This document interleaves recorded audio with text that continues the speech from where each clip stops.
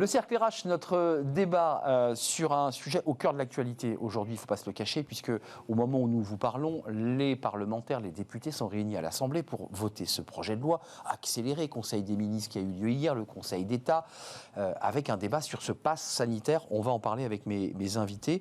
C'est un casse-tête parce que beaucoup d'employeurs ne savent pas encore quelles sont les règles qui vont devoir être fixées. La ministre a dit des mots très durs en évoquant le risque de licenciement de collaborateurs qui ne seraient pas vaccinés. La pression est évidemment très forte avec des entreprises qui, pour certaines d'entre elles, disent « nous ne serons pas là pour faire les gardes-chiourmes et contrôler évidemment l'ensemble de nos salariés ». C'est un sujet sensible. On en parle avec Laure Queny. Vous êtes vice-présidente de l'ANDRH et vous êtes la DRH de l'AFNOR. Et j'ai mal dit votre nom. Redonnez-moi votre nom. Oui, Laurence Breton-Queny. Mais voilà, Laurence Breton-Queny. Mais évidemment, je ne veux pas écorcher votre nom de famille. Merci d'être là parce que l'ANDRH avait une rencontre avec la ministre du Travail hier. Et là, l'ANDRH avait une position claire, me semble-t-il, sur compliqué pour nous, DRH, de contrôler nos salariés. Est-ce que vous êtes toujours sur cette ligne-là ?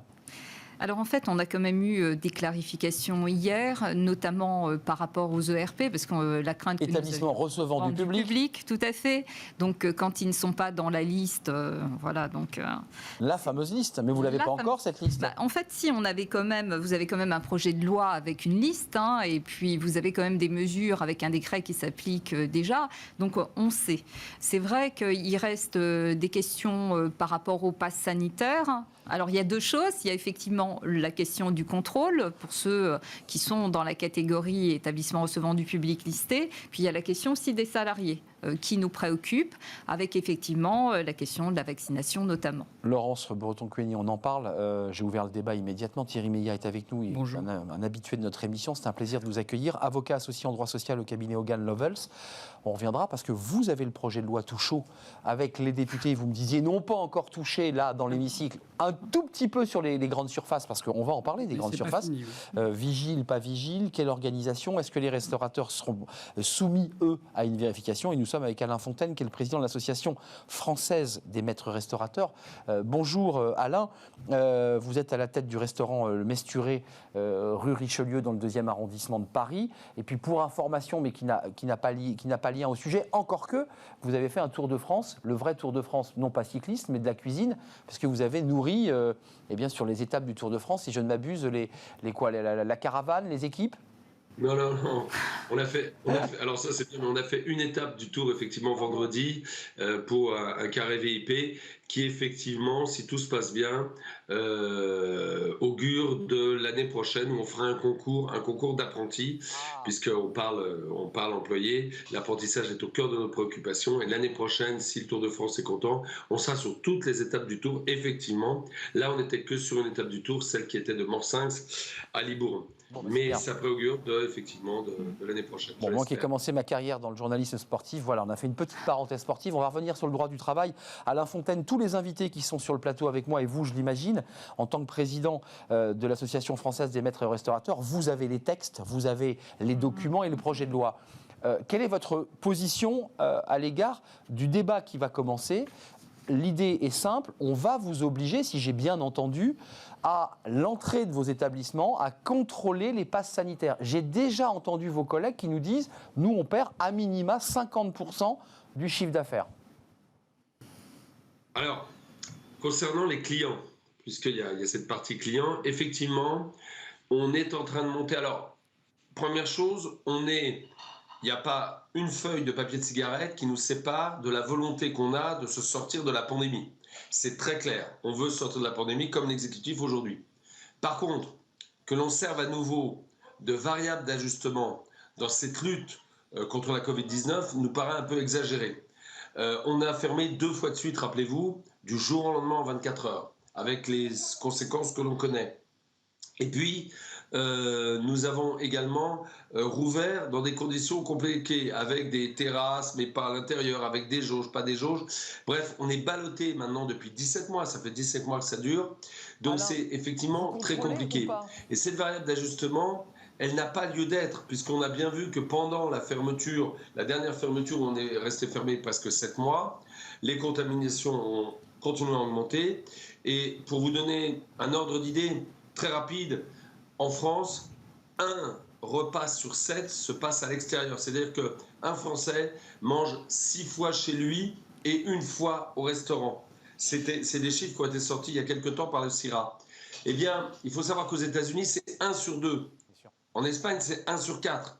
On est un des pays, et ça va vous surprendre, où on mange le moins au restaurant.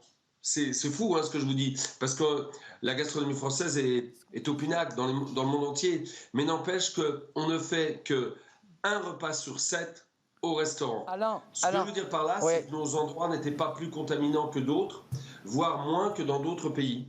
Alain, je vous donne la parole. C'est important à savoir. Juste répondez à ma question. Simplement, le débat a lieu. Est-ce que vous serez, vous, en tant qu'acteur de la restauration, vous êtes patron d'un restaurant, vous serez à l'entrée pour vérifier les passes sanitaires? Non. Non, je mettrai un employé qui fera ce qu'il pourra. L'important, c'est de faire ce que l'on peut, mais on est sur un début d'usine à gaz. C'est ça. Donc, on est favorable à faire tout pour mettre un frein à la pandémie, mais tout, c'est pas n'importe quoi. Or là, on nous demande, je vais être très bref, 3 choses, des choses qu'on ne sait pas faire. 1, une logistique qui est celle d'un pass avec votre téléphone. Vous scannez le téléphone quand même du client. Mais après, il y a la possibilité de lui demander ses papiers d'identité. Ah oui. Ça, c'est un peu choquant dans une entreprise où normalement, le premier mot qu'on dit, c'est « soyez le bienvenu », entrez, un sourire, on indique à la table. Là, on va demander les papiers quand même, c'est un peu... On ne sait pas si nous sommes assermentés pour le faire. Car les nouvelles, les fausses nouvelles qui disent « mais vous le demandez déjà », pour les mineurs ou les majeurs qui viennent consommer chez vous, c'est pas vrai. On n'a pas le droit de demander les papiers à un mineur, il faut le savoir. C'est inscrit c'est pas inscrit dans les textes. Il faut savoir que nous ne sommes pas assermentés à demander les papiers à quel client qu'il soit possesseur d'un pass sanitaire, soit s'il est mineur ou c'est majeur. Alain, s'il est majeur. Restez avec nous, parce qu'on sent qu'il y a quand même une complexité dans la réalité de votre quotidien de restaurateur. On a un avocat avec nous, Thierry Meillat. Vous avez le projet de loi, vous nous disiez qu'au moment où on se parlait, parce qu'on est en direct, pour l'instant on avait peu touché au droit du travail. La phrase de la ministre, on la verra dans quelques instants. Il y a 2 sujets qui sont évoqués aujourd'hui. Il y a la réalité de ces restaurateurs contrôlant des clients. On a entendu un restaurateur qui dit on fera ce qu'on peut. Et puis il y a la réalité des restaurateurs et entreprises qui vont devoir contrôler leurs salariés, qui est un autre sujet. Sur ce plan du droit, que dit le texte et qu'est-ce qui vous semble possible de faire selon des règles légales, parce qu'après il y a le Conseil constitutionnel et il y a évidemment des règles constitutionnelles sur l'autorisation ou pas de pouvoir appliquer ces lois. Qu'est-ce qu'on peut faire là sur ces points-là? Alors d'abord, une observation sur les établissements de restauration, c'est qu'il y a eu une modification dans le projet tel qu'il est ce matin. Les députés ont introduit la notion de seuil, c'est-à-dire qu'un décret définira le seuil de clientèle à partir duquel il faudra procéder au contrôle. Alors, c'est en l'état, ça risque de bouger encore. C'est incompréhensible. Non, mais c'est intéressant parce qu'on sent qu'il y a quand même... une pression. Les députés se rendent compte que c'est probablement pas faisable, notamment pour les petits établissements, où effectivement, il n'y aura pas la main-d'œuvre, les ressources nécessaires. Pour revenir effectivement à la question du droit du travail, et si je parle de la restauration, comme le disait monsieur, il y a les clients, il y a les salariés. Mais oui. Puisque les salariés... serveurs. Non, mais il y a deux problèmes. C'est que les salariés des établissements de restauration vont devoir eux aussi, en fait, pouvoir de facto démontrer qu'ils sont vaccinés, même s'il n'y a pas pour eux d'obligation de vaccination. C'est pour les professionnels de santé. Mais en pratique, il va bien falloir... 30 août, hein. Voilà. Et le problème qui se pose, et d'ailleurs c'est un changement total de paradigme en fait avec ce projet, c'est qu'aujourd'hui, ce qui est interdit va devenir obligatoire. Je m'explique. On a une interdiction aujourd'hui de recueillir des données personnelles liées à l'état de santé pour les salariés. C'est la discrimination liée à l'état de santé. Bah oui. Et donc, demain, ça va en fait en réalité devenir obligatoire. Et il y a un problème, à mon sens, d'anonymisation, parce que autant avec un client, on peut dire c'est une application, encore qu'il y a le papier d'identité, mais disons, bon, on ne le garde pas. Sinon, c'est un vœu pieux de dire que quand on contrôle l'état vaccinal d'un de ses salariés, on n'est pas au courant et on respecte la... Donc, il y a un problème. On respecte la confidentialité. C'est le débat de l'éthique. Oui, mais en même temps, le Conseil d'État a accepté le projet, a accepté ce projet-là. Et tel qu'il est, alors il faut voir, parce que je crois que la présidente de la CNIL va s'exprimer devant le Sénat aujourd'hui. La défenseur des droits a pris la parole aussi. Et très réticente. Voilà, à cause du problème de proportionnalité et d'atteinte aux libertés individuelles, et il restera le Conseil constitutionnel. Mais en tout cas, on est vraiment, comme je vous dis, on est en train d'inverser, en fait, alors certes, pour une durée limitée, pour des publics encore limités, mais c'est le contraire de ce qu'on fait aujourd'hui. Laure Breton-Queny, vice-présidente de l'ANDRH, avec une réunion hier avec la ministre Borne, elle dit, je cite la ministre, « Si les salariés ne sont pas vaccinés, le contrat sera suspendu sans rémunération et une fois le pass sanitaire validé, le contrat reprendra.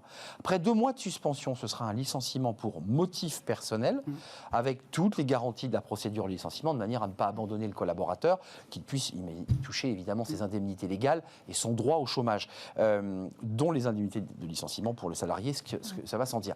Enfin, j'imagine que vous êtes face à une situation, vous, en tant que DRH, dans votre entreprise et dans votre organisation, qui, j'imagine, suscite quand même quelques débats.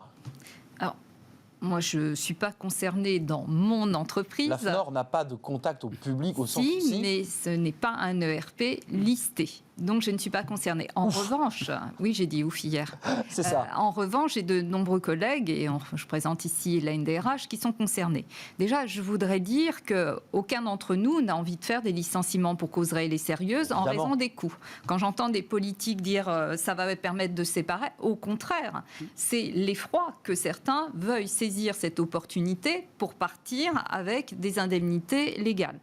Et après, les contestations qui vont avec. Effet d'aubaine lié au Covid. Bien sûr. Voilà. Donc en fait, notamment dans les établissements de santé, vous imaginez bien, dans une période de pénurie, la crainte, effectivement, que certains aient envie, justement, par conviction ou autre, de profiter. Alors que finalement, la vaccination est faite pour justement pas faire supporter aux soignants ce qui s'est passé, notamment lors de la première vague. L'anonymat, quand même, Laure, c'est intéressant parce que ce débat de l'anonymat, de l'éthique, du rapport à l'éthique, de la liberté aussi d'être vacciné ou pas, vous risqueriez d'accéder à des données confidentielles. Et ça, ce sont des règles fixées par la loi. C'est compliqué, ça. En fait, c'est la problématique où jusqu'à présent, on nous disait d'inciter à la vaccination, mais on n'avait pas le droit de savoir qui était vacciné. Et en même temps, pour leur donner du temps, on savait qui nous le demandait. Donc en fait, on est aujourd'hui dans un paradoxe où finalement on sait, mais on ne devrait pas savoir. Or, si demain, dans les établissements concernés, il va bien falloir avoir une liste. Alors, soit effectivement, et c'est le point dont on a parlé, il y a un formulaire où les personnes s'auto-déclarent. Parce qu'il faut savoir que beaucoup le disent, qui sont vaccinés, et la majorité des salariés, effectivement, ça ne les gêne pas. C'est ceux qui ne le sont pas en général. Ils le disent souvent qu'ils sont contre la vaccination. Ou des militants. Bon, après, hormis effectivement pour les établissements de santé, pour les autres, s'ils veulent faire des PCR tous les 2 jours, libre à eux. Et puis, il ne faut pas oublier qu'on a aussi le certificat de rétablissement, c'est-à-dire pour ceux qui ont eu la Covid, entre 6 mois et 11 jours. Exact. Et donc, eux, parce que souvent, en fait, on entend tout le temps, il faut le PCR. Non, il y a ce certificat de rétablissement. On ne le dit jamais assez, ça. Oui, tout à fait. Alain Fontaine, d'un mot, on va parler des grandes surfaces. La NDRH, c'est quoi ? 11 millions de salariés, 5 000 membres ? Oui. C'est quand même une organisation très maillée qui représente évidemment une grande partie de notre économie. Alain, il y a eu un débat, et c'est dans le projet de loi, puisque le Conseil d'État a un petit peu ergoté sur ce point.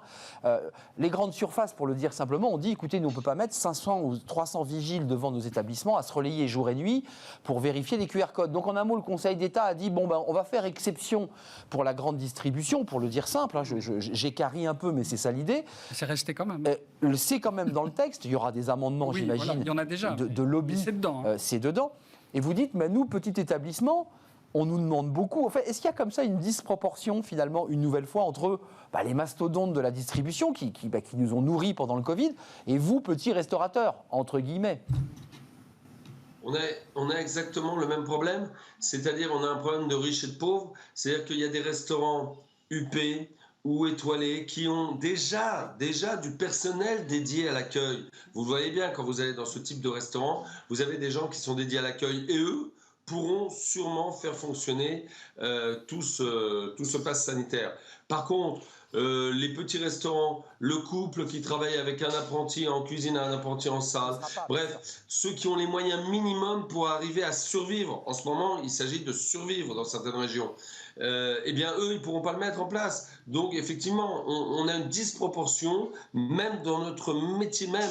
C'est sûr que ça va poser des problèmes. C'est pour ça, d'ailleurs, que les députés essayent de mettre un seuil. Oui, d'où le seuil. Ils essayent de mettre en place. Essayent de mettre en place. Ouais. Quand même, sur le fond du droit du travail, quand un avocat entend un ministre du Travail, parce qu'on sent la pression monter, je n'évoque même pas le risque évoqué depuis hier par le Premier ministre et le ministre de la Santé, Laurence, sur la quatrième vague qui nous attend, qui sera encore pire. Qui est déjà là. Elle arrive. Déjà là. 18 000 contaminations hier, et nous, on le sent. Au cœur des vacances. On le sent. Hein. Et puis, d'ailleurs, je suis référente Covid pour mon organisation. Les cas contacts arrivent, mais il faut quand même bien le dire que les cas contacts viennent des week-ends. Parce que nous, dans nos entreprises, on est très rigoureux. Donc, c'est bien un moment où les personnes tombent le masque. Pas forcément dans les restaurants quand il y a plus d'un mètre, mais plutôt dans des endroits où ils sont proches les uns des autres. Donc c'est une réalité et aucun d'entre nous n'a envie de revivre des confinements et voilà, des limitations. Juste Alain, d'un mot, je ne voulais pas demander, mais je posais la question à l'avocat qui va nous répondre sur cette phrase terrible de la ministre qui dit « on ira jusqu'à se séparer de collaborateurs s'il ne plie pas le genou ». Vous vous séparerez de votre cuisinier s'il vous tient tête en disant « écoutez Alain, je vous aime beaucoup, mais je n'irai pas me faire vacciner ». Et vous voyez votre cuisinier sortir du restaurant là, et vous avez une petite larme qui coule. Alors je sais que c'est vous le chef, mais quelqu'un qui est utile dans votre structure qui s'en va, c'est compliqué pour un cuisinier, pour un chef de perdre son cuisinier. J'ai des employés qui sont avec moi depuis certains 30 ans, d'autres 10 ans. Je garde mes employés, j'ai cette chance-là, en aucune manière. Mais alors en aucune manière, parce que je suis un homme de liberté et je suis républicain, mais je suis aussi un patron. Comme tous les patrons, j'ai la liberté d'entreprendre et la liberté de travailler. Ce n'est pas pour un problème de sphère privée que je mettrai un terme à la sphère professionnelle d'un de mes collaborateurs. Jamais, jamais, jamais de la vie. C'est incroyable ce qu'on nous demande de faire. Nous sommes à la limite des frontières de la démocratie, à la limite du code du travail. Alors, je crois que l'avocat qui est sur place, c'est ça, Thierry, concrètement. Nous sommes à cette limite-là. Cette phrase, elle est terrible. Je ne parle pas de ceux qui manifestent, et qui manifestent d'ailleurs de plus en plus nombreux dans les rues pour contester, mais l'avocat, là, on est quand même aux limites de quelque chose d'incroyable. En fait, on change là encore, de paradigme, c'est-à-dire qu'on explique effectivement que pour une raison liée à l'état de santé, alors certes, encore une fois, c'est exceptionnel, c'est pour une durée limitée, j'entends bien, mais en fait, on est en train de nous dire, pour une raison liée à l'état de santé au sens large... On rompt le contrat. On rompt le contrat, mais alors attention, je rebondis sur ce que disait Madame, de toute façon, même les employeurs qui envisageraient, ce qui devrait quand même être extrêmement rare, qui envisageraient de se séparer de collaborateurs pour ce motif, je leur conseille quand même la plus grande attention, parce qu'il y a énormément d'incertitudes. D'abord, le projet tel qu'il est, il dit peut conduire à la rupture du contrat de travail. Oui, c'est très subtil, ça. C'est une sorte de motif objectif sui generis, mais surtout, Madame Borne a dit, avant, il faudra quand même rappel à l'ordre, avertissement... Il y a toute une étape, etc. Et puis en plus, on ne sait pas on sait ce qu'a dit Madame Borne, mais qui n'est pas dans le projet de loi. C'est-à-dire que le salarié aura une indemnité de licenciement, donc ce ne sera pas un licenciement pour faute grave. Non. Mais quid du préavis ? Cause réelle et sérieuse ? Alors ça devrait être une cause réelle et sérieuse, mais quid du préavis ? Parce que le salarié normalement licencié pour ce motif ne pourra pas l'exercer, donc l'exécuter. Donc est-ce qu'il aura au droit à un préavis ? On ne le sait pas. Et surtout, tout ça sera soumis à l'appréciation des juges. Exact. Et donc une jurisprudence. Et il y aura une jurisprudence. Alors encore une fois, on peut espérer que ce sera rare et que les employeurs n'auront pas envie. Et ce que disait Madame, c'est après j'en aurais terminé, mais c'est qu'effectivement, on pourrait imaginer des salariés qui le feront pour provoquer un départ. Laurence Breton-Cueny, puis Alain qui levait la main parce qu'il est en visio, donc évidemment il faut qu'il s'exprime aussi. Oui, mais juste un point. Je voulais dire, les restaurateurs, les salariés ne sont pas concernés par la vaccination. La vaccination, c'est très limité. Professionnels médicaux et paramédicaux. Les personnels en contact avec personnes vulnérables, les pompiers, voilà, les personnes employées à domicile. Et eux, effectivement, peuvent jusqu'au 15 septembre. Les autres, non. Donc la seule chose, rassurez-vous. En fait, on respire un peu. Souvent, en fait, il y a un mélange. Aujourd'hui, c'est effectivement. Alain vous dit non. Oui, mais Gabriel Attal a dit, le porte-parole, qu'il y avait une incohérence dans le projet, ce qui est quand même étrange pour un projet qui il a été écrit assez vite, quand même. Très vite, mais qui disait qu'effectivement, pour la restauration, ils ne font pas partie des publics avec obligation vaccinale, mais par contre, ils devront être contrôlés et ils devront pouvoir montrer qu'ils sont vaccinés ou qu'ils ont fait un test spécial. On est d'accord, Alain. Mais par contre, ils ne pourront pas être licenciés pour ce motif. Voilà, donc c'est incohérent. Donc il y a une incohérence, à mon avis. Alain, juste d'un mot là sur ce point, parce que Laurence Breton-Cueny nous dit, attendez, on respire, on revient, il y a une liste précise, et ça ne concerne pas les 3/4 des salariés dans les faits. Donc les DRH sont un peu à l'abri. La cohérence, Alain, parce que vous dites, je ne sépare pas de collaborateurs, parce que moi je les aime, mes collaborateurs, et je ne les perdrai pas. Ok. Vous dites, je ne pourrais pas forcément contrôler les passes sanitaires. Très bien. Avec un risque d'amende, quand même. même la loi précise, une amende qui a baissé, je crois, à 7 500 ou 9 000. Ça reste assez copieux quand même, 9 000 euros d'amende pour un restaurateur. Et l'incohérence là, que soulève Thierry Meillat? Alors, en ce moment, c'est en discussion. Les syndicats montent au créneau pour cela, parce que je vous rassure, non, je vous rassure pas. On risque d'être dans le projet de loi du personnel concerné, qu'il soit remis à jour et que notre personnel, autrement, Elisabeth Borne ne parlerait pas de licenciement et les syndicats de la restauration n'auraient pas eu rendez-vous avec Elisabeth Borne hier, qui nous a bien en tout cas, c'est pas aujourd'hui, c'est pas dans le projet. En fait, Laurence Breton. Oui, alors nous, on suit vraiment avec attention. Bah parce que vous l'aviez hier en ligne, la ministre. Oui, on était avec le cabinet hier. Donc, la restauration aujourd'hui n'est pas concernée par le projet. En revanche, pour nos collègues DRH qui, eux, sont concernés dans les établissements de santé, eux sont vraiment concernés. Donc, il faut aussi prêter attention. Et puis moi, il y avait deux points sur lesquels on pourra aller. C'est la question des tests PCR. Payants, ils vont être payants. À mon avis, si pour certains professionnels, ça devenait obligatoire, pour moi, ça ne devrait pas être payant. Ce n'est pas la même chose que quand on veut sortir. Logique, et puis, un deuxième point dont on parlait, aujourd'hui, vous savez, il y a beaucoup de jeunes de service civil qui sont utilisés par des collectivités pour justement parler, etc. Ils pourraient peut-être aussi être utilisés parce que c'est beaucoup de pédagogie. C'est de dire qu'en fait, on a l'impression que tout le monde doit être vacciné demain. Non, aujourd'hui, ce n'est pas le cas. C'est vraiment limité à des populations qui sont soumises, pour bon nombre d'entre elles, déjà à des obligations de vaccination. Et aucun d'entre nous n'a envie de perdre ses soignants et les personnes de proximité. Il faut trouver la meilleure solution et peut-être qu'effectivement se dire qu'il faut tenir cette 4e vague, parce que c'est ça le plus compliqué aujourd'hui, c'est d'inciter le maximum de personnes. Enfin, je me permets on n'est pas médecin sur ce plateau, vous êtes des juristes, des DRH, mais la question du delta et de l'efficacité du vaccin qu'on nous a inoculé face à ce delta, la question reste en suspens. Oui, mais aujourd'hui, en tout cas, les médecins ont l'air de dire que les attaques sont plus faibles pour ceux qui sont vaccinés. Alors, effectivement, on résiste mieux au delta lorsqu'on est vacciné. Protection contre la on est mieux protégé. Mais oui, mais de toute façon, le risque zéro n'existe pas.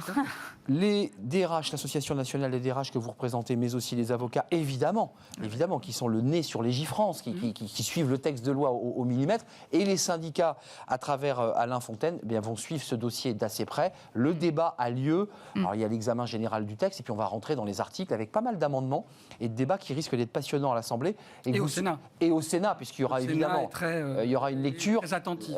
Probablement qu'il n'y aura d'ailleurs pas de commission mixte paritaire et que ça risque de revenir en dernière lecture, qui va évidemment rallonger le délai d'application de tout cela. Mais en tout cas, c'est dans un délai très court. Les choses vont se faire dans les... Oui, puisque le Conseil constitutionnel doit être saisi dans la foulée par le Premier ministre. Exactement. Et il devrait rendre sa décision sous pratiquement 24 heures. Donc c'est dans les jours qui viennent. Nous suivrons ce dossier de très près. Merci Alain Fontaine, restaurateur Le Mesturet, rue de Richelieu, qui est une très belle rue dans le 2e arrondissement de Paris. Bah oui, c'est une jolie rue. Merci à Laurence Breton-Cueny. Décidément, je vais vous appeler Laure. Oui, Qu'est-ce que c'est que cette histoire? Laurence Breton-Cueny, vous êtes la DRH d'AFNOR, pas concernée directement, vous l'avez évoqué. Oui, mais vous avez fait ouf. Non, mais quand même concernée par la protection et je rappelle par les gestes barrières. Et là, l'entreprise est vigilante, évidemment. Bien sûr. Et vous avez fait le boulot. Vice-présidente de l'Association nationale des DRH, et puis Thierry Meillat, avocat associé en droit social. Vous avez le projet de loi devant vous qui va un peu évoluer, j'imagine, au fil des jours, au cabinet Hogan Lovells. Merci à vous trois de nous avoir éclairés sur un débat qui n'est pas simple. On termine notre émission par le recrutement normal, ces fenêtres sur l'emploi. Recruter au plus près du terrain, dans la rue, on en parle.